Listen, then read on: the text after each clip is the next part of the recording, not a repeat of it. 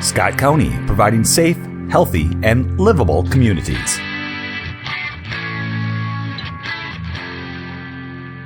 Five, 5.1, receive information on Scott County delivers topic, child welfare prevention. And I see Chris Harder's here to kick us off.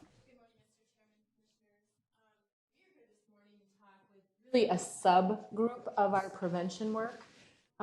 We have, I think, what is a really good problem. We have used resources in a way that has allowed us to expand prevention.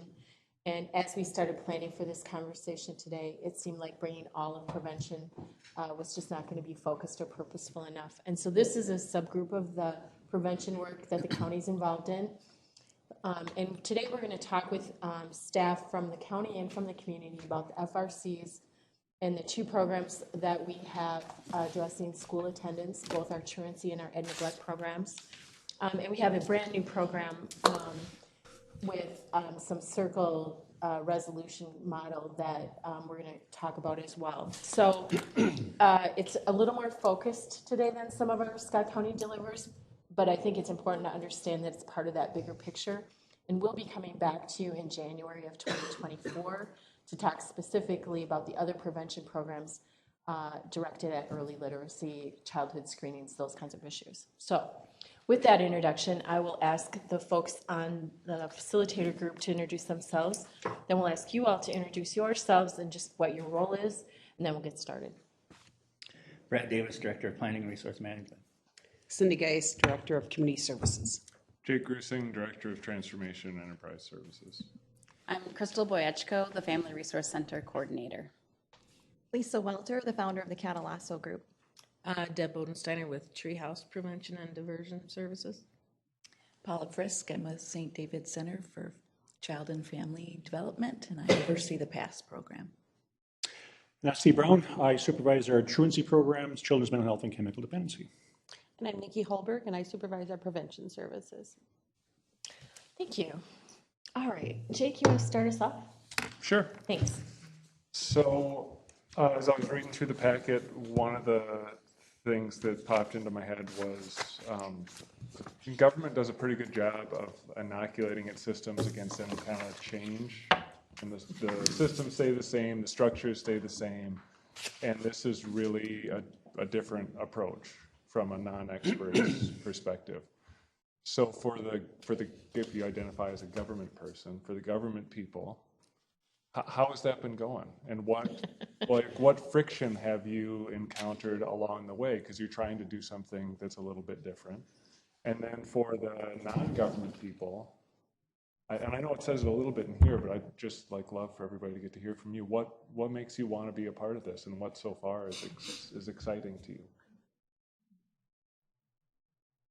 I think for me, as the prevention supervisor and also like my history in child protection, it's really been quite refreshing to be able to offer families a community approach to attendance issues. I think it provides them with both like the prevention piece of it to help families kind of work through what they need prior to an educational neglect report being made, and also with that educational neglect response, which I think the government response can sometimes be really scary for families, and it also puts somewhat of a guard up for families of not wanting to respond for fear of what that outcome might be. So I think the community response has been really helpful for families.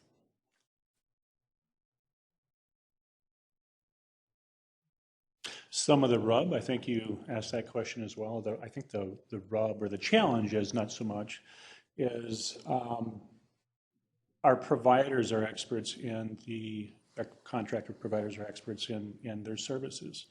Been doing them for a long time, and we've been doing county business. And so the challenge is, how do we, they're providing the truancy services to a mandated county response, and how do they do it in a way that is, we keep saying treehouse, be treehouse. And on the other hand, we're saying, but it's a county response. There's this give and take, or this rub, be free, be innovative, and yet you got to stay within the statutes. It's where's that balance? I also think the shift from county response to community response is amazing, and families aren't quite understanding the shift, and so we're being seen as the county when we come in, and so there's a lot of work to really help them understand how this is a different response. There's still some defensiveness and resistance when we come in. We have found that once we get in and get to know the family a little bit, if they allow us in, then we can develop some really great relationships with families. But we are running into a little bit of resistance and hesitancy in the beginning with many families. From Treehouse perspective, it's been, I don't know, government is scary for our families. I agree with Nikki there. But we seem to have a safer, more gentler approach to truancy and to prevention services. And I think that that's important too. And yes, there is sometimes difficulty in trying to do what we do as we do it and not become a government agency. So the split is still being worked on. So. I lead the Catalasso group, and I provide support out in the community with families alongside child protection referrals. And I just want to say, my goodness, it has been such a delight to spend time with families, but also such a strong partnership with our county leaders. I would say it all boils down to relationship. And as I watch Suzanne Arnson lead, it's trickling down to the frontline staff as I'm working with families at the direct line. And so I've lovingly referred to her as really the Mother Teresa of Scott County. And that is true. It is true. The frontline staff, our partnership has been just a gift. And I share that with families, that this is really a way to empower you. And the county loves you and wants to empower you as parents to be all the things that you want to be. And so it's really just a privilege to be here with all of you. And being a part of the county community prevention response team and the Family Resource Center coordinator, the Family Resource Centers really have a unique role in building that bridge between the community services and all of these wonderful community-based partners and programs, and really leveraging the resources that are available for families and making sure that families know what's out there and available to them and know how to access the programs and know that there are these really great supports available.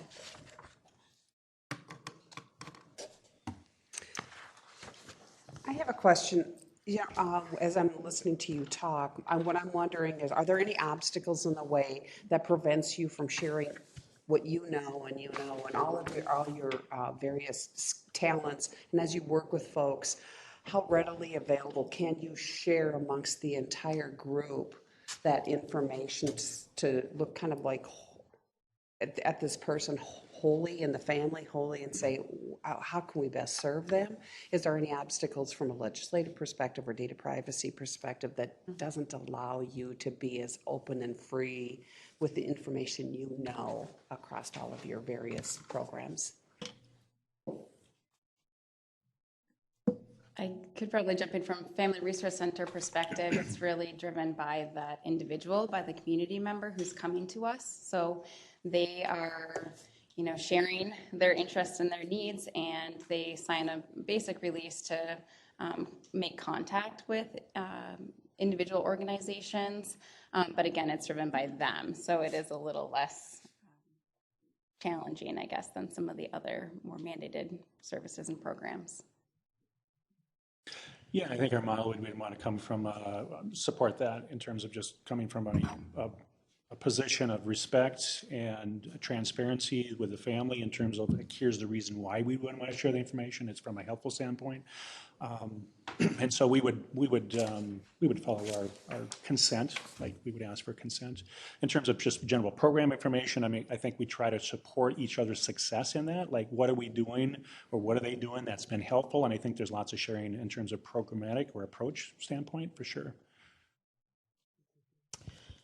While we're talking about Family Resource Centers, Evan, can we go to page 14, please?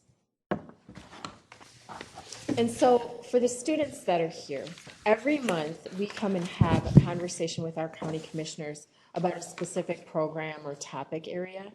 And the idea is to look at the data that that supports that program? And what do we learn from our data that says, hey, this program's going pretty well?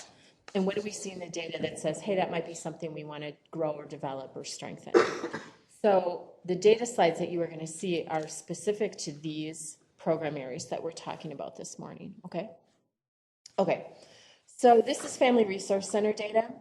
And Crystal, I wonder if you can talk just about, I think the bars show attendance at the centers. Can you talk about that outreach line? I think that's a piece that maybe isn't quite as intuitive. Oh, sure. The outreach is really reflecting any of the community engagement that we are doing from month to month. So that is things like tonight, we're going to the Shakopee Community Assistance Close Down the Streets event. So we count the number of people that we're engaging with at those types of events, or the Kids Day celebrations, or just anywhere where kids and families are, that we might share more information about Family Resource Centers or other community services. Do you get any information about, like, as a result of those outreach events, do people come into the FRC and say, oh, I met with someone there? Like, are those effective in helping people connect to the service? It certainly is. Yeah, we do see families coming into the center for the first time after that outreach, and that direct invitation from our Family Resource Center staff to say, hey, so nice to meet you, please come in. Okay. And do you have targets set? Does your team have any targets around outreach events, or how are you planning for, because that takes some resource to get people out and attending those events and staffing those events? Yeah, it certainly does. We, through communicating with our partners, try to have a good awareness of what some of the key events are in the community. Like today, just got an invitation from CAP Agency for their Trunk or Treat event happening in October. Nice. Yeah. And do have to make choices because our staff capacity is somewhat limited, and we do need to focus our efforts within the Family Resource Centers. But we just track that throughout the year. There's going to be an ebb and flow to this too. Certainly, there's a lot more events that happen through the summer months. Might slow down in the winter, but okay. Yeah. Okay. Thanks. Staying on Family Resource Center, page 16 shows the engagement outcomes that have occurred. And it looks like it's resource navigation, programming, and family development. Which ones do you really want to see grow over the next year or so? Which of those outcomes do you track most closely and want to make sure you know when it's going up or down? Yeah.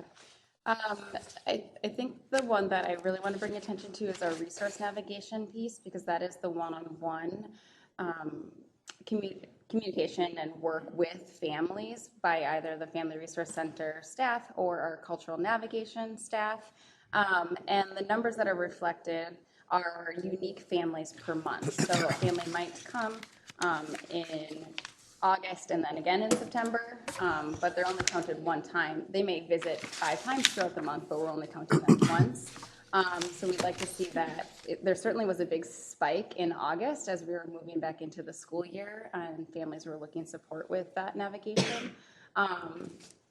But you could see that it was pretty steady in the 60s in May, June, July. Like, we want to make sure that that is remaining consistent and even growing.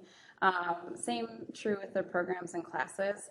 Those numbers were reflective of some of the bigger events that we held, like a back-to-school resource fair. But we are looking to build up our participation in our more regular parenting and family programs as well. And then the family development piece. Yeah, too. I think we'd also like to All see of it. that family development piece continue to grow so that families are aware, especially when in crisis or just have ongoing needs, that they can continue to come back to the Family Resource Center for support. No, you go ahead. Okay. Can we go to the previous slide, 15? Looking at race and ethnicity for Family Resource Center participants. I think 2 questions about this. One, is that what you expected? Good, bad, not judgment on it, just it is what it is? And then what do you think the impact of the cultural navigators has been on driving the results here? I think that this, to me, is a little bit better probably than what we expected. I think it's kind of an indication that our BIPOC families in Scott County are reaching out to the Family Resource Center because they feel, hopefully safe and able to get immediate help. I think that certainly our cultural navigation services has helped families feel comfortable to come in and know that they can talk with someone immediately and get help that they might need.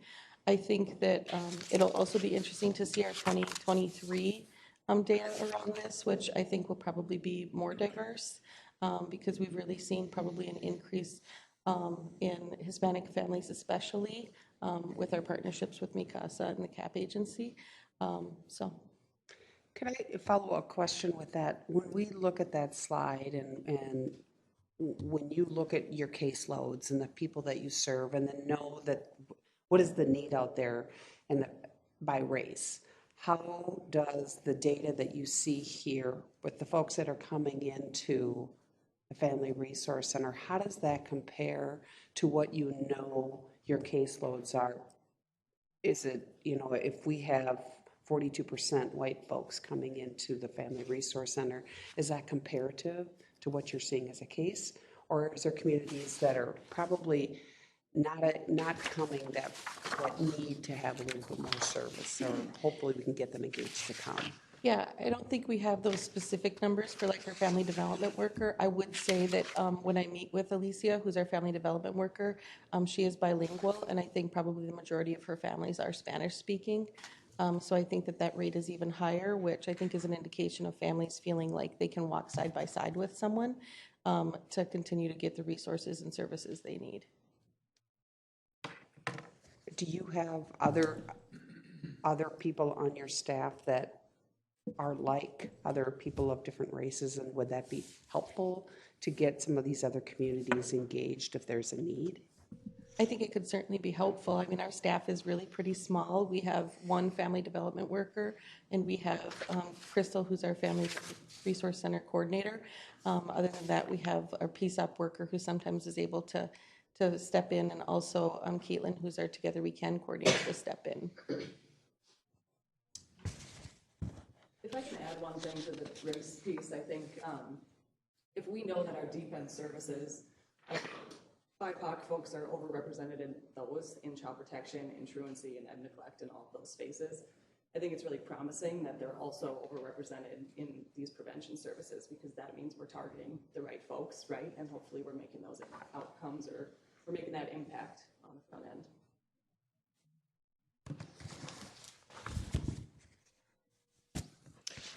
Nikki, what is the status of the program evaluation for FRC?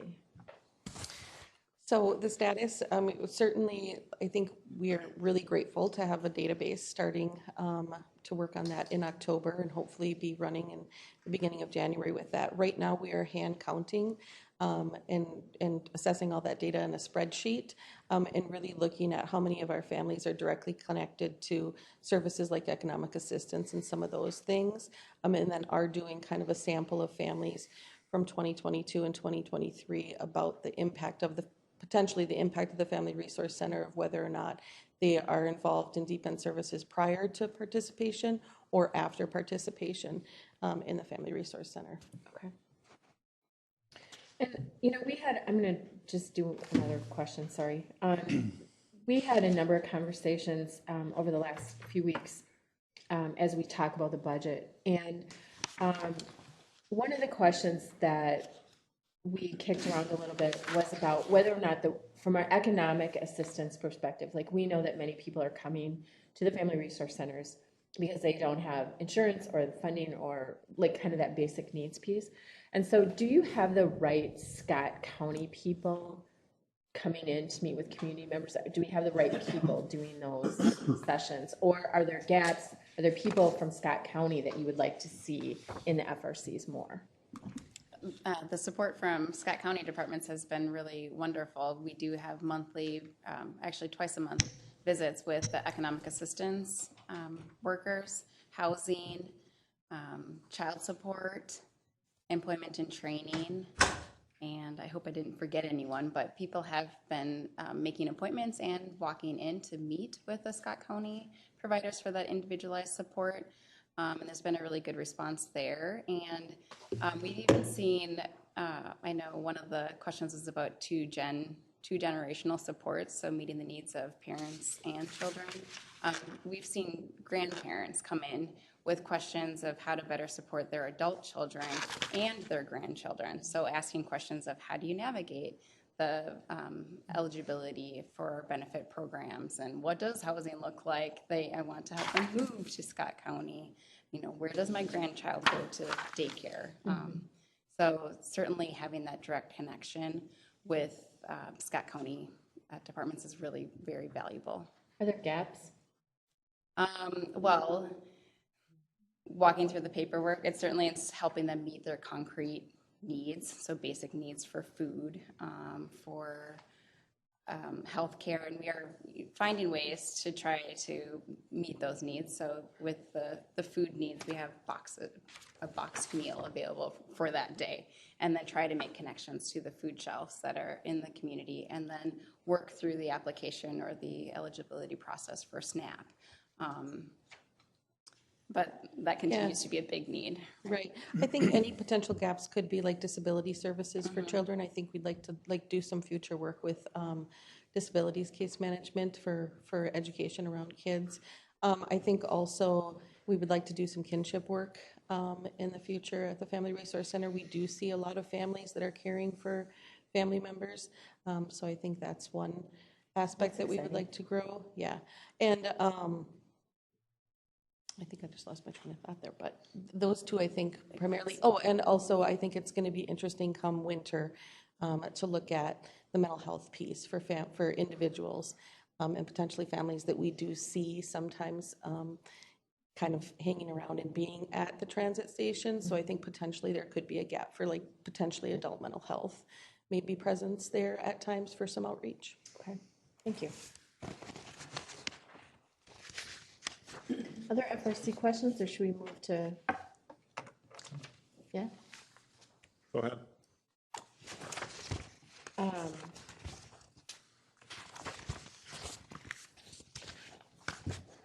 Evan, could you take us to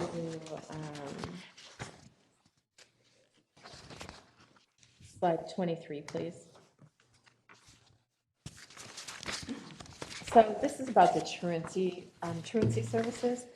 So, Steve, I wonder if you could just give a brief description of, we have truancy services provided by Treehouse, we have truancy services provided by the county. Can you just talk about that split before we look at the data? Yeah, just look at this slide here first. So this slide you're looking at is accepted truancy referrals for diversion. So those are referrals made by the school that meet statutory definition, having 7 unexcused days of school. The schools implement a support plan. The support is have the schools engage the students. If that plan does not work over the course, given it a fair amount of time, if that does not work, then the school is able to make a referral to our prevention services, our new services, restorative circles, and our path prevention. And if those are not working, then it goes to the next tier. Then the schools can make that referral to the county for more formal diversion services, which is more case management services. Okay. And these are, so once it hits the formal county referral, comes to the county attorney's office, we receive those as diversion. Those are the accepted truancy referrals. Okay. All right. Thank you. So one of the challenges that was identified in the narrative was that the schools are confused about how to make referrals to the programs. What's the status of that today, and then what are we doing, or what do you need from the rest of us to help alleviate that confusion and provide some clarity? Well, historically, we've started our truancy or a school year kickoff. So we've invited all the schools to conference room, shared, statutory kind of language around here's what the expectation is of schools, here's supports available. This year, because we've decided to do an individual, so we're going out to the schools personally, inviting our providers with, and walking through that and answering questions. So it's a much more personalized approach. I'll let them speak as if they're hearing it differently Well, in I terms of how think that's that going. that's been good because we're sitting there together, unified in helping prevent and help with truancy issues. So just that, I think, said a lot. And then we had, I know Steve had put together kind of a cheat sheet, you would say, to help the schools identify the process. So they need to do this first, and then this, and then this. And it was kind of laid out in front of them with all of us present to answer questions and help with that. So I think that was very important. Yeah. I would just say on our end with the elementary age children, we've been meeting more directly with teachers and deans to explain. We developed a little flow chart that's easy to understand around attendance needs and where to refer, really highlighting the prevention and the support piece to make the social workers feel more comfortable with making those referrals early on. And we've had some really great response already this year. I would also add that it's creating a sense of listening sessions where we as providers are able to listen to the articulated needs, their pain points, and pivoting. And so an example of this has been learning where a lot of these referrals are coming from. And my organization and the volunteers have been brainstorming how can we go and meet those needs on site at the school rather than asking students to come to FRC. If they're there already, let's catch them there. And so I think it's creating a lot of creativity, but also meeting a felt need that the schools are able to articulate to us in person. I'm wondering if there's a noticeable increase already this school year with attendance and truancy. As a parent of a high school student here in Shakopee, we received an email yesterday about the importance of attendance and how there'll be different actions taken if your student continues to be absent. And I don't recall getting that kind of message from the school district in the past. So is there something going on right now that is noticeable? I think the prevention services themselves are helping a lot and letting them know what that is, that they can actually refer a student to prevention within 3 days of unexcused absences. And that's very helpful to get them at the start of the school year. I have to share that this summer we did outreach all summer with students that were potential truancy students. And so we provided outreach once, twice a week, communication with that student all summer long. And I believe Sarah, our diversion worker, had 12 students all summer long that she worked with, and all of them attended school and are still in school. So I think that's a testimony to that prevention and outreach service. Yeah, I think it's been a lot of the communication with the schools and really communicating the importance of intervention early on, so that schools have that information as well. It's a lot easier, to address those concerns with the family when a child has missed 2 days of school rather than when they've missed 22 days of school. Yes, right. So I think it's been a lot of work around that. We also, I think, are planning to have like a community event regarding the importance of school attendance sometime in the near future, hopefully to help like the community understand the importance of school attendance. Are there underlying themes with these families whose children are truant? When you're talking with the family, is an underlying root issue that causes them to think school is not important? And how do you address that? Yeah, I don't know if there's one or even a short list of common themes. I mean, you see, and I think Nikki referred to it, it's surprisingly a number of grandparents who are raising kids, single parents. And so you see mostly where there's just family hardship. Families are struggling. You got a parent who's off working and a kid who's, they got to take off before school starts, and they cross their fingers, maybe a phone call or text, go to school. And so they only have so many resources to kind of, to make that happen. You've got kids who are, there's COVID. I mean, I think the national stats are that COVID doubled truancy. So that long period of time, my experience is the longer kids are out of school, the more difficult it is to get them back into school. There's lots of community events and lots of just social tensions. And so there's just kids going to school don't feel safe. They don't feel connected. They don't feel like they belong. And a lot of kids are falling behind. And so when they go to school, they feel like, why try? And so a lot of kids just, I mean, we see a lot of apathy, kids kind of just giving up, like there's no hope. And so that's why it's really important to have like a kinder message to kind of meet them where they're at versus you must, like the court, the force, the county, the government. We've been doing this for a long time. Same response, same stats. And so doing something different is really important. So with the change where, I listen to the legislature thinking about, they may call a special session because there's confusion around your public safety officer within the schools. And some of the cities have decided that they weren't going to have that complement in the schools. You talked a little bit about kids feeling safe in school. What type of impact do you think the absence of that officer in the school will have on your attendance? Is that one cause for them to skip and say, I'm not going there because it's not a safe place? Well, that's a crystal ball question. I don't know that I have any insight into that. I know that when we meet with schools, we hear how schools are struggling. They will define them as in-school truants, those kids that go into the building and refuse to go to a class, and they don't know what to do with those students. Some of those students do have behavioral and emotional problems, and so they don't have the staff to like attend to them and to like give them the time that they need to get them to this or that class. And so is there an impact? Sure, I think the resource officers are supportive to the schools. I think they know those students. So when we go into schools, it's really, we understand the struggle. We want a partnership, it's a collaboration, and those front ends. So you don't have to call the county to get a response, right? You can call, we've got community providers who you can make that call directly to the provider at as few as 3 unexcused absences and get a supportive response. Right.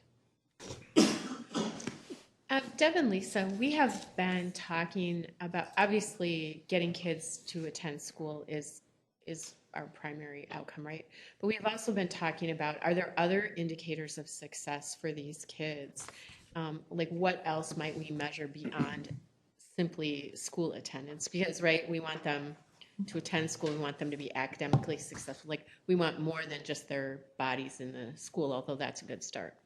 Do you have ideas about that? Like what else, and the kids that you have worked with, what else would be indicators for you of success?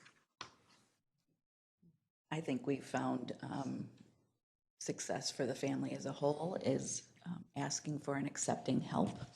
Just that has been successful. Many of these families have felt isolated and alone or haven't allowed help to come in the past. And so that's been a measure of success in our minds as well. Helping the parent and child support that relationship and help the parent feel confident in supporting their child to get to school. A lot of times, well, we talked about mental health as being one of the issues for the attendance, and it's both on the parent end and on the child end. There's a lot of anxiety right now, and oftentimes the parent doesn't have the bandwidth or the energy when a child resists going to school to support them to get there. And so we found it some success in really supporting that parent-child relationship for them to feel comfortable with setting limits and thinking about when do I push a little bit. I imagine any of parents have that experience of when do I push when they say they're sick and when do I allow them to stay home. So really being open and having those conversations with them about that. Nice. I would say in the cases that I've worked with, it's tied to conflict resolution. How does a family work through a conversation where there's differences in opinion, right? And working through that in a manner where the parent is able to stay engaged with the youth, but also come to some level of agreement that everybody's winning. And that's really where my team comes in, alongside of that 2-generation approach, alongside the schools. But I see the win if we can get parents, youth, and schools on board and have healthy conflict resolution within that process so that all voices feel heard, they're respected, they're honored, they're represented at the table, and we can come to some sort of an agreement together so that it sustains. Thank you.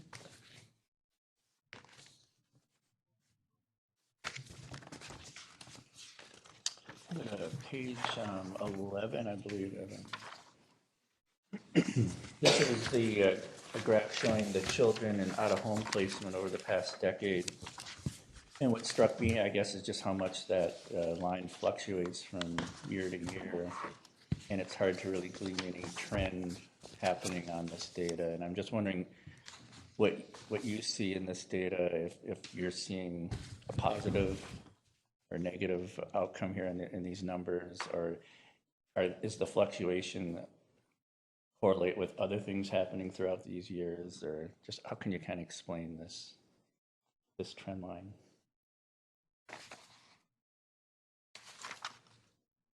You stumped us. So, I didn't mean to stump you. I do think, and maybe Suzanne can help, but I do think that where we see the high number in 2017, 2018 is that's really when the governor's task force commissioned, some changes in child protection, which I think made, all counties be a little bit more, probably less lenient on leaving kids in home and placing kids in foster care at an earlier rate. And I think since then we've kind of seen the downturn a little bit.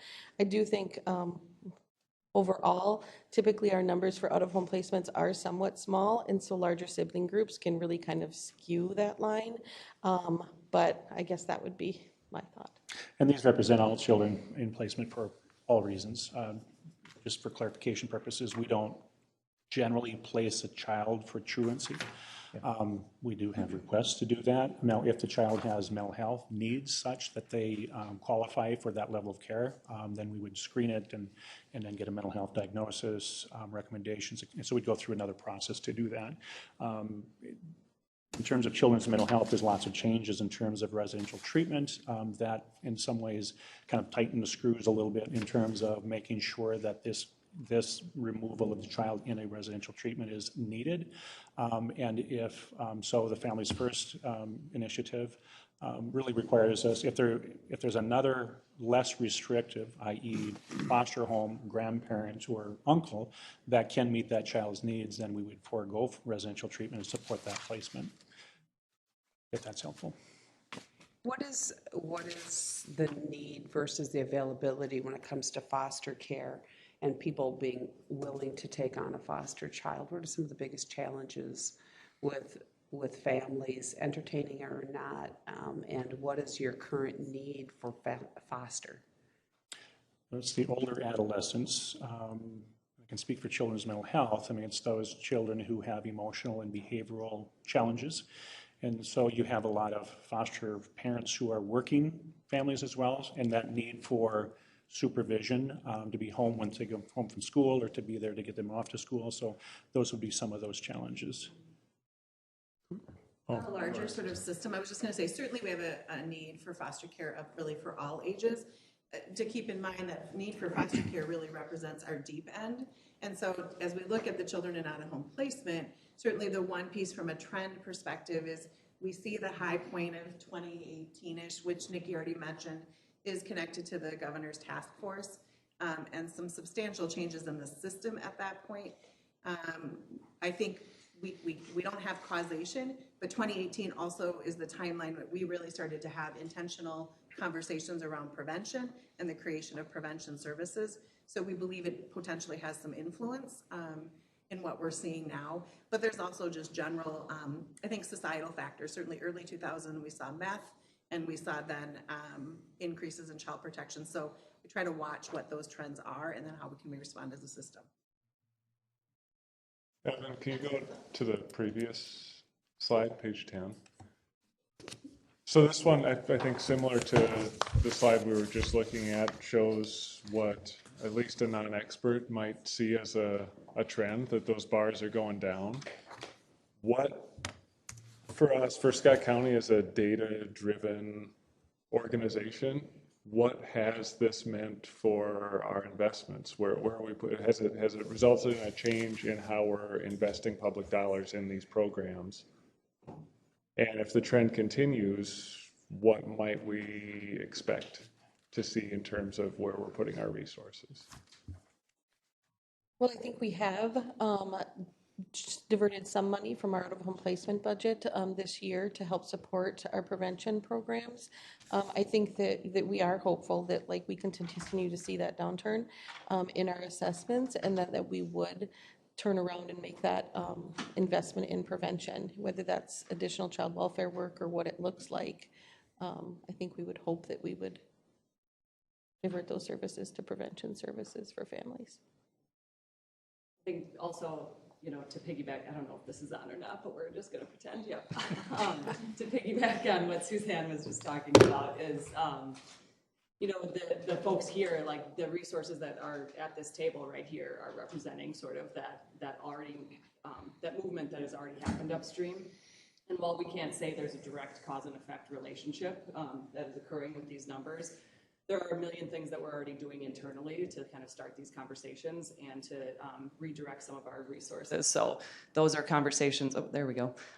Those are conversations around what does child welfare work look like versus child protection work. So rather than the deep end system, how are we getting more upstream for things like, for example, runaway assessments, right? Or we've talked a little bit about how do we get at the 15-day drop kids, so kids who are dropped from the schools and nowhere to be found, right? How do we locate them, and how do we do a little bit more on that front end so that we're really reaching out and trying to get at those young people before they end up down here. And so we're already sort of redirecting some of our staff time and resources to get more at that as our deep end child protection numbers have gone down a little bit.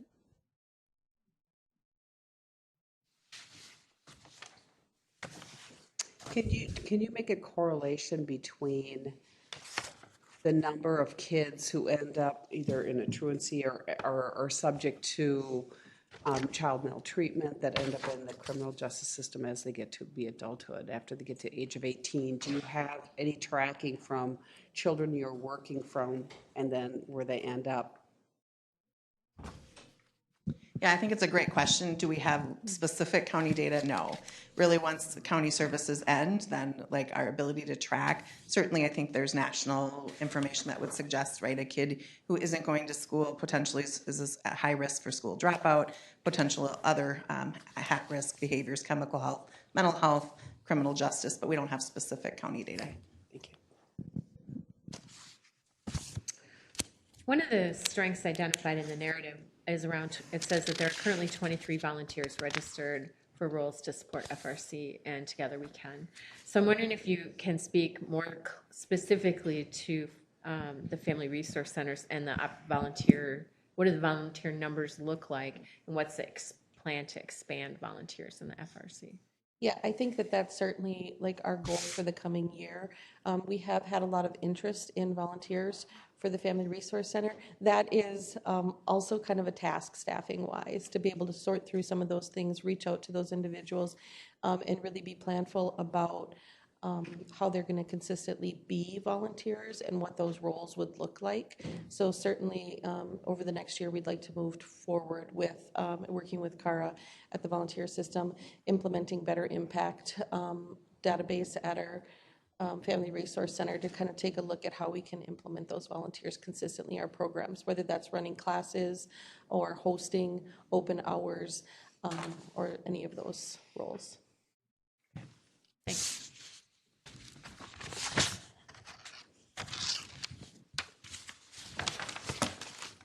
All right, I'll ask another question. So you have the child well-being continuum, Evan, I think that's on page 2 in the narrative. My assumption is there are things happening, even on the prevention side. There are things happening in these children's lives with their families before we get in touch with them, and then we have our interaction with them. And there's some things that are happening after our experience, our relationship with them has maybe ended, and we think they're doing better and they move on. What do you need going forward? So we're at the beginning. We're still at the beginning. Suzanne said that this work started really in earnest in 2018, which is now 5 years ago, right? And you may be can't make a real strong correlation yet, but you're seeing some possible connection with the work you're doing and the trends in the data. What else do you need? Like, we have a few partners here, and you have many more who are showing up at the FRC that you're working with. But as you think about building out that full spectrum and that full continuum of support, and I'm really thinking more in terms of like, Fish isn't at the table today. Are there other community groups, faith groups, nonprofits that might be, maybe they're listening? What can they do and how can they get connected to support your work? Because you're doing so much wonderful work on your own, but there's clearly so much more that has to be done. So how can others connect to this work if they're interested? Well, I think if they're interested, they can certainly contact like me or Crystal, and we like would welcome any service that we, would work with directly or indirectly at the Family Resource Center to provide help to families.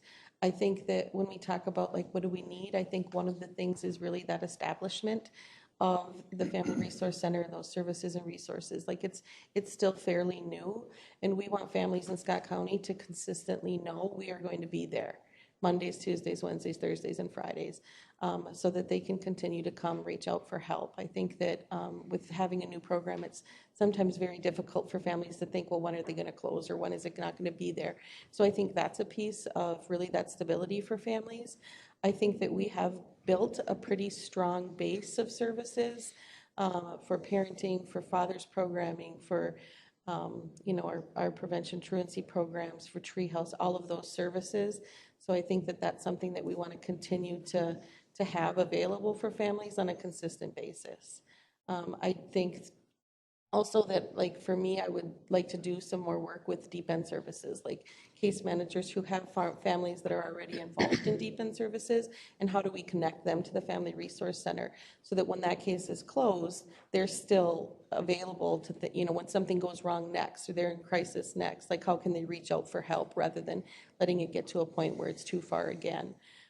So I think those are some of the things that we see as potential needs.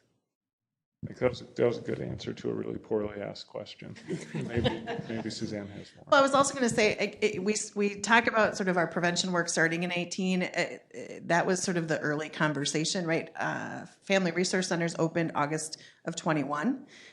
So we are just really at 2 years. And so I think part of it is continue, like, how do we engage community to make sure, A, that the message is out there, that help exists, and help exists in different ways than just government. We have so many nonprofit community organizations. And so how do we continue to build that message together around the importance of prevention, for getting help, I think, from building out a continuum, continuing to look at culturally specific resources for our community.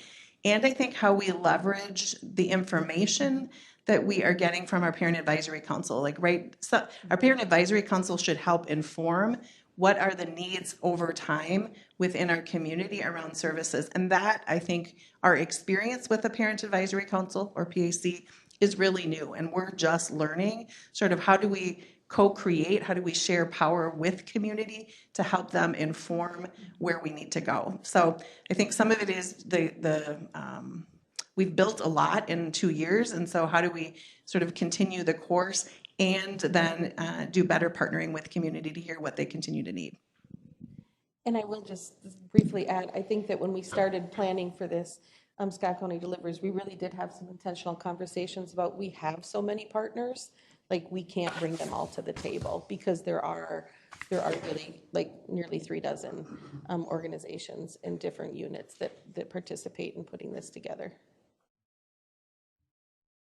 So I have to applaud you guys on your innovation. I think that this bringing all you together and all have this common goal of we just want to help these families and these kids. I was intrigued by a term someone using that hasn't been really talked about yet, and I know I've heard Susanna and I have had a couple conversations on it, but you talk about, there was a statement made about father programming. Talk to us or tell us more about what you see getting into this new program, how that will invite maybe greater participation, or what you're looking to see as a goal with the father programming type, or whatever the father program that you're working on. Well, I think a couple of different things. Like, so we're working with Damascus Way, who provides Destiny Dads, which is fathers parenting and support to families in Scott County, and any Scott County dad can participate in that. I think we've tried to make an intentional effort for dads that are involved in child protection or CURT services to really sort through like what their needs are and how they can kind of work their own individual plan to be a more present father. We also have that program in the jail, which we've seen a lot of participation in the jail, and the jail has really reached out to us several times to talk about how impactful that has been. And I think one of the things that we've thought about moving forward is with our diversion and prevention data for PASS is we really have probably about 70% of families that are single households. And so how can we really kind of work with our Fathers Program to make an impact in regards to those families and the increase in school attendance? The other thing I would add on, really since I started in Scott County, there's been an identified gap around father-specific programming. So from a child welfare, child protection, DHS used to come in, we do service reviews to sort of evaluate our system, and that was a known service gap. And then fast forward to 2018, we engaged community again to talk about what was strong and supportive and what were gaps in services. And community said very loudly around, we don't have anything specific to dads. And so when you talk about potentially engagement around parenting, and the person you're going to is a mom, how is that the same and how is that different when you're a dad? And so really trying to identify, again, what are those gaps and how do we reach sort of all parents in the best way possible. So that really led to the development of the dad's programming. So we're coming close to the end of the time, so if you guys have additional questions, I wanted to ask my last one. So I said at the beginning of this that that part of your team is coming back in January to talk about early literacy, but one of the pieces of work that we have been, I think, pushing really hard on is early childhood screenings. And so I'm wondering, like, not from Treehouse, because, well, maybe you're talking about siblings, I guess, but how do you have a plan across these prevention programs where everybody's driving in the same way to get kids screened? Like, is that a consistent practice across your fields? And what does that look like? So at the Family Resource Center, like, we are talking to every family that comes in that has a child that is not yet enrolled in kindergarten or at the age of 3 and on about screening and the importance of screening. We're also working with, we've worked with Prior Lake School District, but also Shakopee District around kind of what we can do information-wise so that if families are worried about doing those screenings or scared, like how can we provide some information about that? We're also looking to work with some of our cultural navigators. I know that, I attended a fish meeting, I think it was probably about a month ago, where a Somali mom really talked about like how difficult the school system is to navigate. So working with our Community Resource Center and also Issaroon to kind of reach out to families to help them understand the importance and really what it's for. So those are some of the things I think that we're doing at the Family What's your Resource Center. confidence that all these people at this table are talking to every family about screening? Well, I think that for me, I'm pretty confident that we are here. I think that I certainly would hope case managers are talking to families too, and I'm pretty confident that they are talking to families with children of younger ages. I think St. David's is an organization that works with the whole family so that they're also helping to meet needs of younger children in the household and talking about the importance of the screenings and along with attendance. Okay. All right. You guys too? We're all talking about screenings. We work with 7th grade through 12th grade, so a lot of times we don't have the ability to screen the whole family. Right. So, but if there's an opportunity and they're in the household, because our workers go right into the house and see the environment that student's living in and talk to the parents, and it's a knocking on doors type of service, so more personal and gentler way of doing it. Okay, thanks. Last questions from the facilitators? Okay, thank you. Mr. Chairman, I'll turn it back to you. Okay, thank you. Any questions or comments from the board? Commissioner Weckenbecky. Thank you. Thank you, everybody, for being here. I try and follow all your work all the time and talk to others about it. It was fun to be in Alexandria last week and present with other folks about family resource centers. So thank you. 2 things I heard today that I'm most excited about, and you probably know this about the first one, is the volunteers. I think in looking at, when I've looked at the family resource centers across the country, so much of their success has been dependent on getting those volunteers in. I understand it's hard, and I thank you for that, and thank you for taking the time to do it right, but I'm very excited about opening that opportunity and making it a true opportunity for community members to contribute, to help their neighbors, help their friends, really having it be a good experience. I know there'll be bumps, and sometimes volunteers are there for a long time and sometimes not for a long time, and that's just the nature of the work, but very excited about that.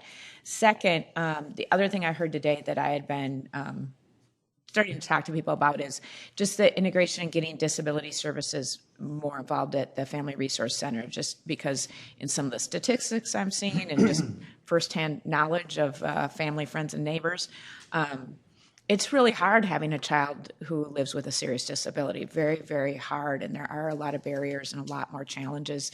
So I think that in thinking about our mission and goals with this prevention work, really important to see how we can integrate that throughout Family Resource Center in our work. So those were the two things that I wanted to highlight. Again, the truancy and education work, awesome. I'm excited for these partners and what's going on. It's fun to drop off meals every now and then, fun to see the teens who are there, and sometimes I just kind of watch as they're coming in, and it's great. So very excited about this work. Thank you for taking these risks and doing it. Okay, thank you. Commissioner Ulrich. Well, I just have something I'm wondering about, and you've got a tremendous work here you're doing, and programs and data and things in place to help you, but I'm thinking about the individual nature of the problem. In other words, if you've got a child that is truant, or there's a constellation of reasons why that could be. And I mean, it could be systemic, it could be long-term, it could be all of a sudden. And I just wonder about that, how you analyze that or uncover that individual's need or reasons for where they're at, and that's a difficult task, I'm sure, but it's very individualized, I would think. And I just wonder how you approach this on an individual person's basis, It's a good question. I mean, a lot of our workers are trained to do assessments, and so at least from the county standpoint, when you look at the research, there's what we call pull factors and push factors, and kids can be missing school for push factors. It could be really, I'm embarrassed, or I get bullied, or I've got a conflict with a teacher, or whatever that might be. More of a push factor, like let's address the school, let's help them kind of resolve that, let's get the kid back in school. Usually there's multiple, right? So that might be one of the more driving forces. Then there's push factors. The pull factors might be, we have younger kids, we need kid would be home babysitting. Might be more individual, like I'm anxious, I'm depressed, I want to sleep, I want to stay at home.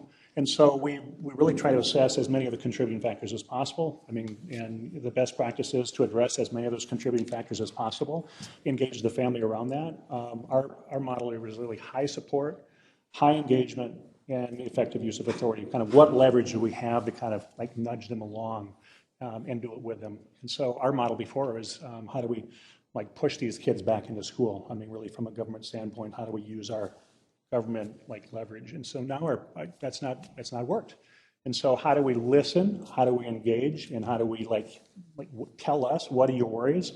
What gets in the way of school? What are the barriers? And then really try to like dial that down and say, okay, what's one small thing that we can do to help support you to move towards that? And so one of the questions was, how do you measure success? And seat time is, got the kid back in school, but if the kid doesn't have well-being and if still is depressed and is not achieving in school, have we really achieved anything just by having them in that seat? And they're no longer on excused absences. So we really look at like many of these families were not involved in services before. They didn't know what depression is. They didn't know the services were available. And so it's like success could be there's services in place now. Now they're addressing the factors which are barriers to this kid going to school. They're involved in mental health. They're involved in family therapy. They're addressing the housing issues. They're maybe getting some support through Fish. So that's our approach. I can give a really tangible explanation too, alongside what Steve has shared.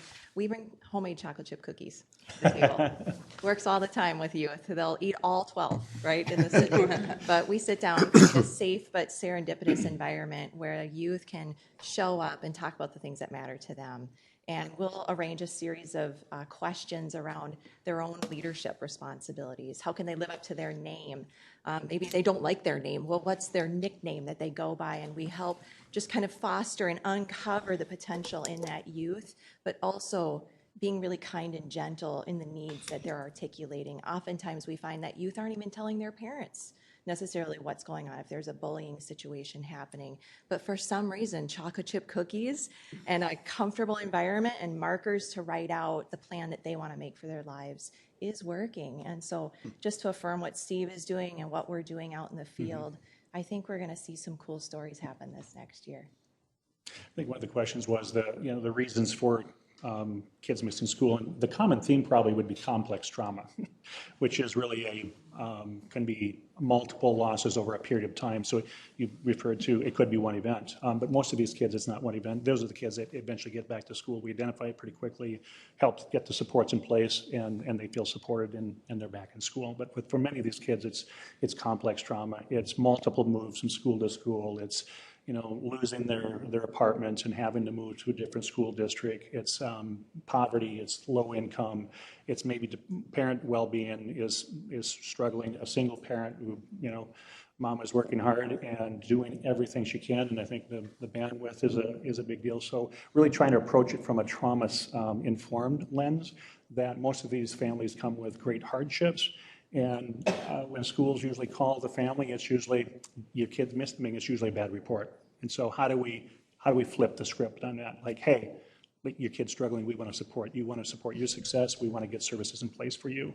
And I think that's the approach that we're really trying to take. And that's really a more of a cultural approach in terms of school, having those conversations with school, having those conversations with our interdepartmental partners, and then having those conversations with our partners here. Thank you. Okay. Any other questions? Commissioner Beer. Just wanted to revisit the idea of the volunteers, nonprofits, partners. And the prayer is that we don't have to worry about this with this group, and I think that's where we're at. I just hope that as we move forward on this journey together, did someone say 3 dozen or 30 or, close enough, right? A lot of people coming to the party, and probably more. And that can be a lot to manage. I have to believe it's got to be. And sometimes we have this government, I think, hard leverage that doesn't become, and I don't think it will, and I'm not saying it is to this group, but just something to be aware of, that we're continue to be willing to whatever that looks like, for whatever partners that bring expertise to the table, and we let them be what they do best in this FRC group. So I'm excited where we already are and where I think we will be. So I said this is not, I don't think, happening, but as we move and maybe we get more than 30, who knows? Maybe we get a whole bunch, but if they can have that expertise, because I think it was a setup here, that individual relationship is so important, but so messy, and it takes a long time that we can't just put them all in a room and fix everything and move on the way. So hats off to what is happening, and I look forward to continued success and reports. Thank you. Okay. Thank you, Commissioner Brennan. Thank you. I really appreciate that you're here talking about the things that you're doing. On page 14, it talks about Shakopee in the numbers at the FRC. And in August, it jumped up considerably. What do you think are the reasons for that? Is it outreach? Is it events? Is it programming? What happened? Or just people going back to school and have stress about that? Or what do you think it is? I do think it's a combination of things, including having some months as being established in our new space in Shakopee, which is really welcoming and is getting a lot of word of mouth referrals from families, so people are starting to know where we are. The other is the summer outreach, and then I think also just the back to school time is busy, and it's a good kind of reset of like, all right, we got to take care of business for families, and they were coming to family resource centers for support in that. Yeah, thank you. Thank you very much. Okay, well, thank you all for coming today, and high school